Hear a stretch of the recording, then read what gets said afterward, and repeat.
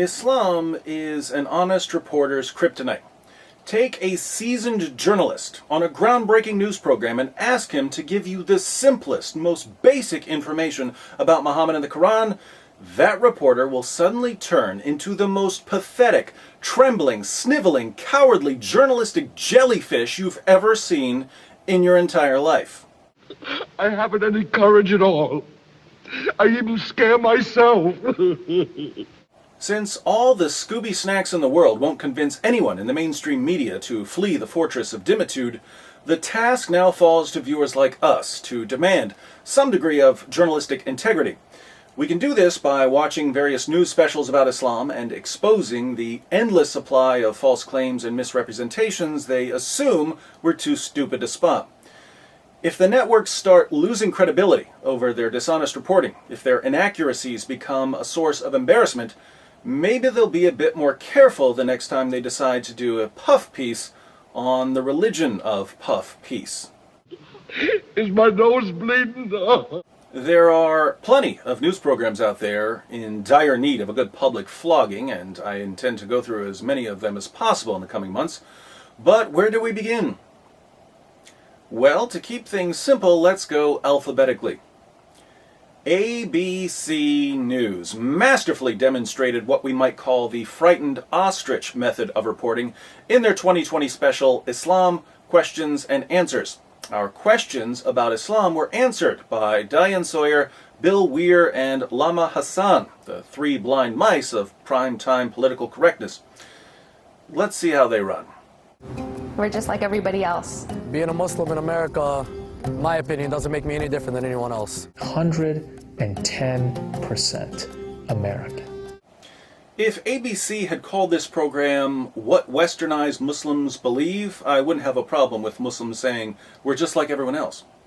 But this program is called Islam, Questions and Answers. ABC is supposedly giving us information about Islam, not about westernized Muslims who wouldn't know the Quran from a phone book. What does Islam teach about Muslims? Chapter 3, verse 110 of the Quran says to Muslims, "You are the best of peoples ever raised up for mankind." Muslims are the best people in the world. How about Jews and Christians? Surah 98, verse 6 reads, "Verily, those who disbelieve in the religion of Islam, the Quran, and Prophet Muhammad, from among the people of the Scripture, Jews and Christians, and al-mushrikun will abide in the fire of hell. They are the worst of creatures."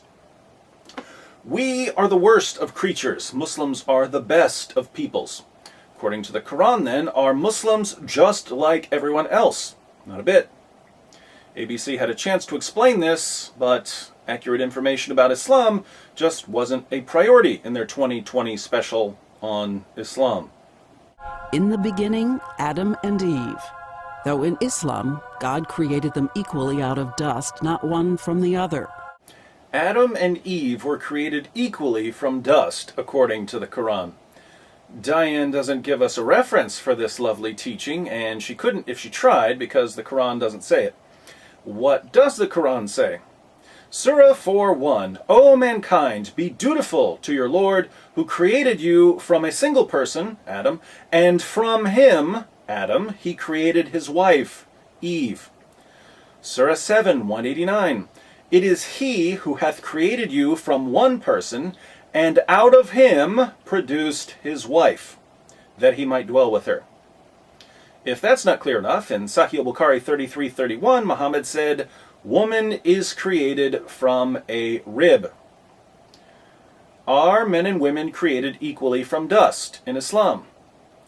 Only if Diane Sawyer turns out to be a higher authority than Muhammad and the Quran. Good luck with that, Diane. And until Jesus comes, in the Quran, he sits at the right hand of God. Jesus sits at the right hand of God. That's what Christians believe, but is that what the Quran says? Once again, no chapter, no verse. Why? Because the Quran never says it. The Quran does say in Surah 3:55 and Surah 4:158 that Allah raised Jesus to himself, but that's not the same thing as saying that Jesus now sits at the right hand of Allah. According to Muhammad in Sahih al-Bukhari 34:30, Jesus is in the second heaven with John the Baptist, several heavens away from Allah, certainly not at Allah's right hand. And also in the Quran, the heart of Islam, Muhammad's 5 pillars. Sorry, Diane, but the 5 pillars don't come from the Quran. They come from the Hadith.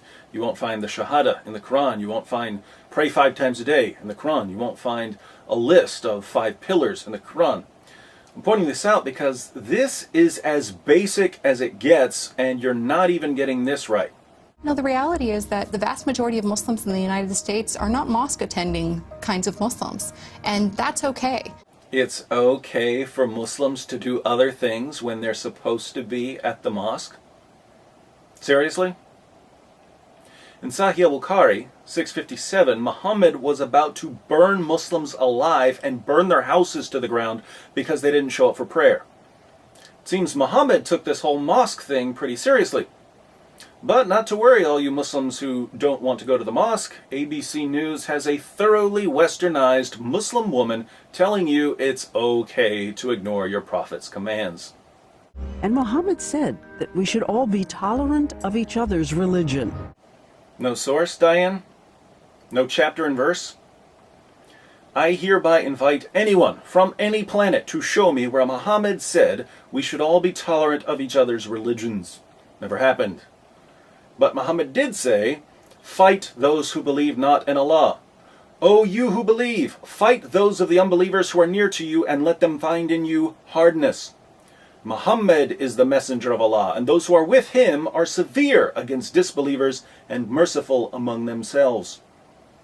I have been commanded to fight against people till they testify that there is no God but Allah. O you who believe, do not take the Jews and the Christians for friends, they are friends of each other. I will expel the Jews and Christians from the Arabian Peninsula and will not leave any but Muslims.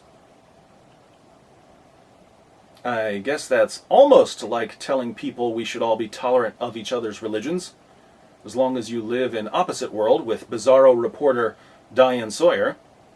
And after he died, history saw the first real interfaith era. For hundreds of years, Jews, Christians, and Muslims, and atheists lived together, debated God, debated religion. Welcome to Fantasyland. Population, anyone who watches ABC News. According to Muslim sources, after Muhammad died, Abu Bakr went on a killing spree against all the people who tried to leave Islam because they'd only become Muslims in the first place to avoid getting slaughtered by Muhammad. Umar took over after Abu Bakr, and he forced Christians to sign an agreement, the Pact of Umar, saying they wouldn't build churches, repair damaged churches, sing loudly in their churches, or wear crosses. They had to give up their seats for Muslims, they had to feed Muslims, and they had to let Muslims sleep in their churches. And if the Christians ever violated any of these rules, the penalty was death. Over the next 14 centuries, more than 270 million people were slaughtered in the name of Islamic jihad.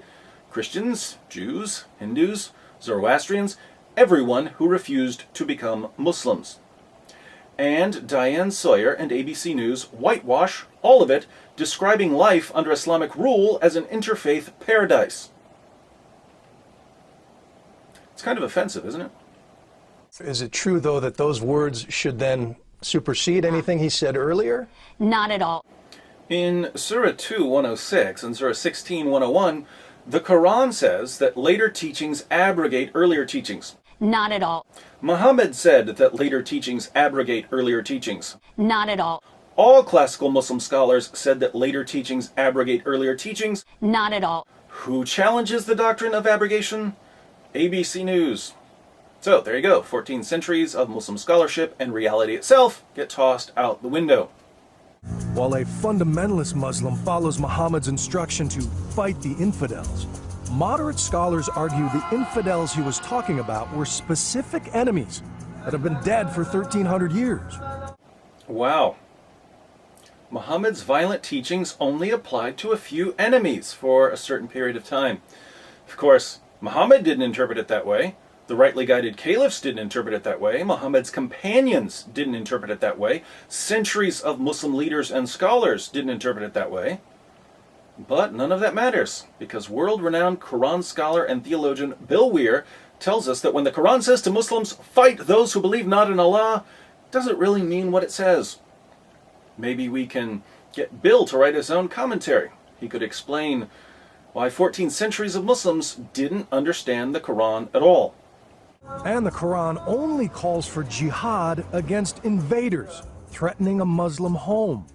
I'll tell you what, Bill, I'll read the verse, and you tell me where you're getting confused. Surah 9:29. Fight. Fight whom? Fight invaders? No. Fight those who believe not in Allah. So, this is fighting people based on what they believe.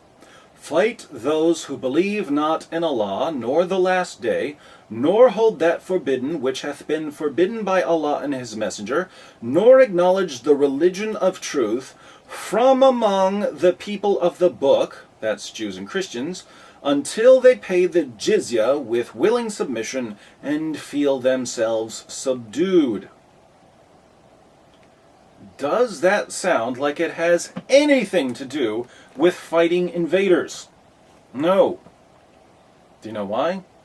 Because it has nothing to do with fighting invaders. It's a command to fight unbelievers. And when this verse was revealed, Muslims began their long tradition of offensive jihad, fighting to subjugate all non-Muslims. You won't learn any of this from ABC News, though. Is there anything in the Quran that promises 72 virgins for a holy martyr? I don't see any evidence in the Quran for the pledge of 72 virgins. This notion of 72 virgins actually comes from a mistranslation, with the real translation being 72 raisins. There are actually two separate errors here. Irsad Manji seems to think that the number 72 comes from the Quran. It doesn't. That comes from the Hadith. Then she tells us the Quran doesn't say Muslims will get virgins in paradise, it says they'll get raisins. So the houris of the Quran are raisins, not virgins. This is a mangled edition of an argument by Christoph Luxemburg. The main problem with Irsad Manji's claim is what the Quran says about these houris. The Quran says Muslims will marry the houris. It says the houris will be chaste and beautiful. It says the houris will have beautiful eyes and large breasts, and that they'll love their husbands. It's fine with me if Irsad wants to translate houris as raisins, but if she does, Islam just got a lot creepier. He says bestsellers like The Way of the Muslim are often quoted in place of the Quran and contain dangerous ideas. Which means the blood money or the compensation for killing of the disbeliever is half of the blood money of the Muslim man. When you devalue the life of non-Muslims, that is the root cause of the problem. Terrorism is the last step. Now, this is just hilarious. Radical Muslims are quoting books in place of the Quran, and they're using these modern books to justify killing. What's the real source of terrorism? Devaluing the lives of non-Muslims by saying that the blood money for killing a non-Muslim is half as much as the blood money for killing a Muslim.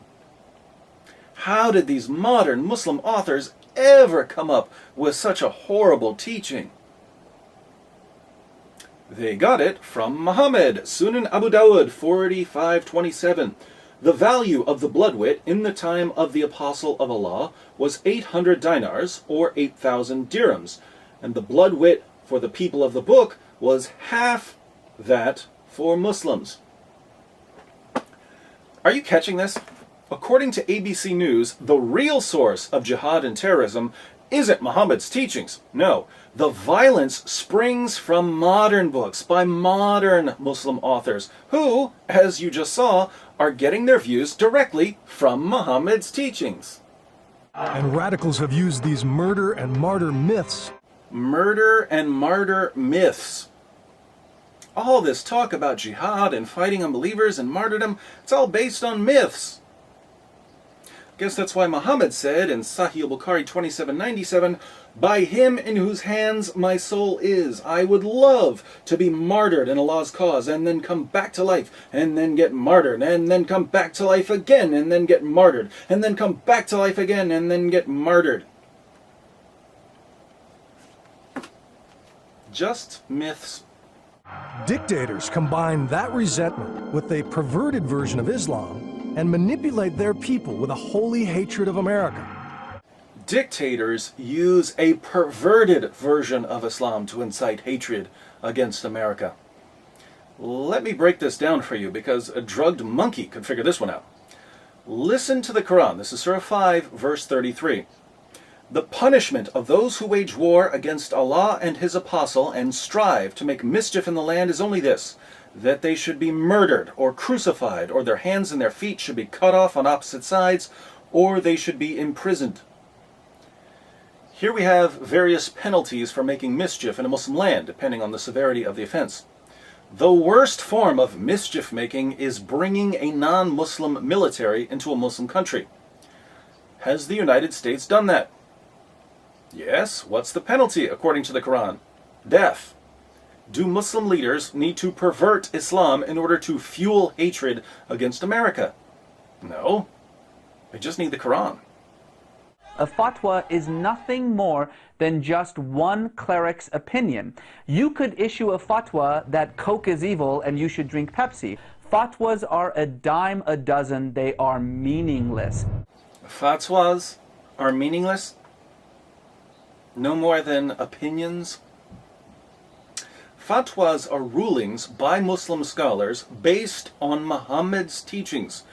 They don't carry any additional weight beyond the quotations from Muhammad and the Quran, but they're definitely not meaningless. They contain the commands of Allah and Muhammad. Does the Quran teach the practice of al-taqiyya, lying to non-Muslims to advance and protect Islam?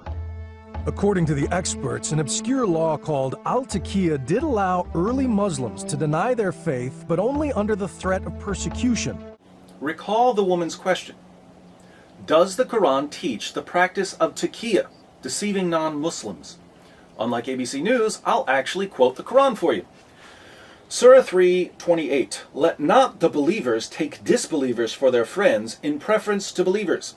Whoso doeth that hath no connection with Allah, unless it be that ye but guard yourselves against them, taking as it were security." According to this verse, which uses a form of the word taqiyya, meaning concealment, in order to guard yourself, Muslims are not allowed to be friends with non-Muslims unless they're outnumbered and they feel like they're in danger from a stronger adversary. That's when Muslims are allowed to pretend to be friendly. One of Islam's greatest scholars, Ibn Kathir, comments, "In this case, such believers are allowed to show friendship outwardly, but never inwardly." Abu Darda, one of Muhammad's companions, put it this way, "We smile in the face of some people, although our hearts curse them." As for ABC's claim that taqiyya is just an obscure law for early Muslims, Muhammad's companion Al-Hasan said, "Taqiyya is allowed until the day of resurrection." So Muslims have a choice. They can either go with the Quran and Muhammad's companions and Islam's greatest scholars and deceive us by smiling in our faces while cursing us in their hearts, or they can go with ABC's Bill Weir, who, although he knows next to nothing about Islam, does do a remarkable impression of Putty from Seinfeld. Is Islam inherently violent? Yeah, that's right. Does Islam oppress women? Yeah, that's right. Does it advocate barbaric punishments? Yeah, that's right. Savage. A chimp's all right. High five. The Quran is very, very clear that in the eyes of God, men and women have equal rights and equal responsibilities. Surah 4:3 says that men can marry up to 4 women. Do women get to marry up to 4 men? No. Surah 4:24 says that Muslim men can have sex with their female captives and slave girls. Do women get to have sex with their male captives and slave boys? No. Surah 4:34 says that men can beat their wives into submission. Do women get to beat their husbands into submission?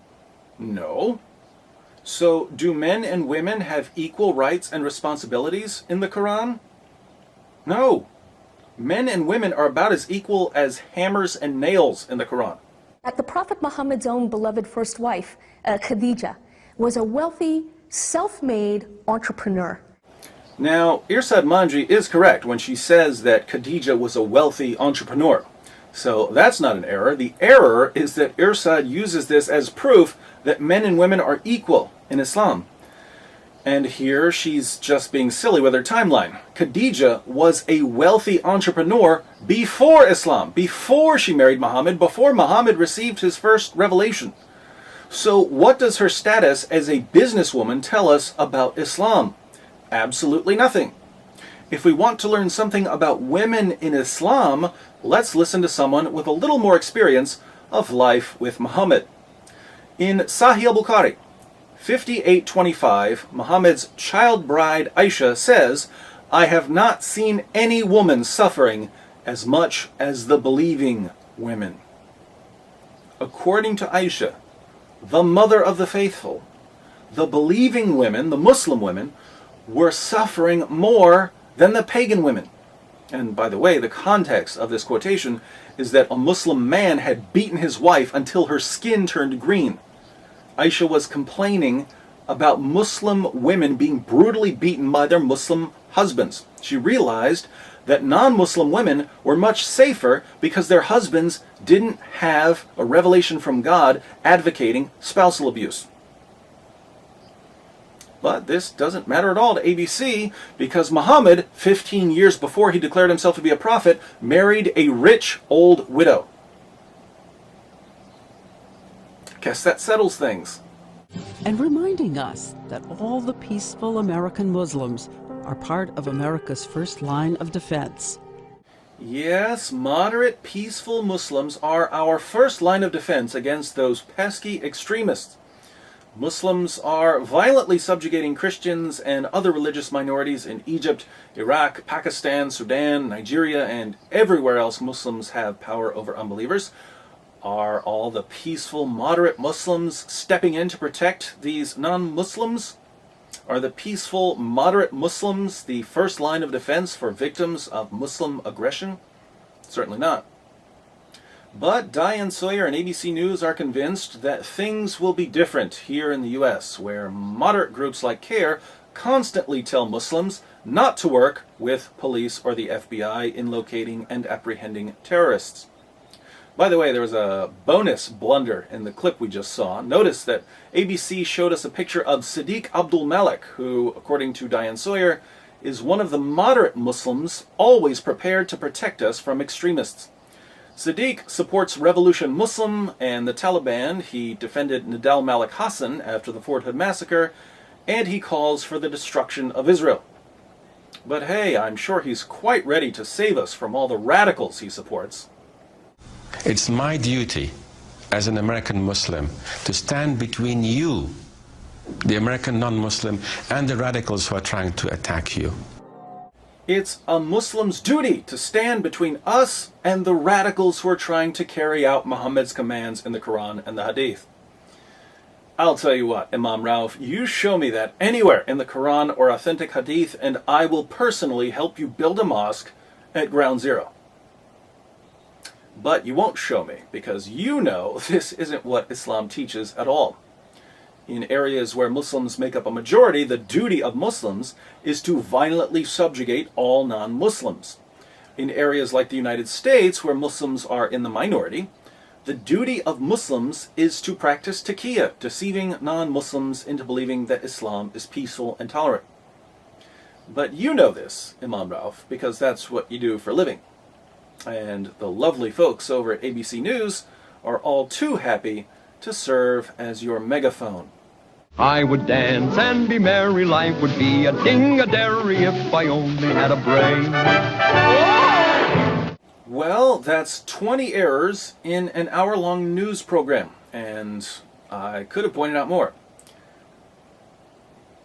Isn't it sad that if you want accurate information about Islam, you have to get it from the internet? Because the major networks and their research departments with their endless trunks of money just can't seem to get anything right when they talk about Islam? If this were any other topic, and ABC News made this many mistakes, they'd lose all credibility. But since the topic is Islam, it's perfectly acceptable to broadcast total nonsense in an effort to make Islam sound better than it really is. ABC News, like so many other networks, is a taqiyya amplifier. Muslims come up with soothing lies, ABC pumps them into your living room. If you're as fed up as I am, I invite you to send this video to as many people as possible. We need to start holding networks accountable for misleading and deceiving their viewers, and we can do this by drawing attention to errors and correcting them. I guess the only question now is, who's next? Oh yeah, we decided to go alphabetically. So what comes after ABC? BBC. Stay tuned.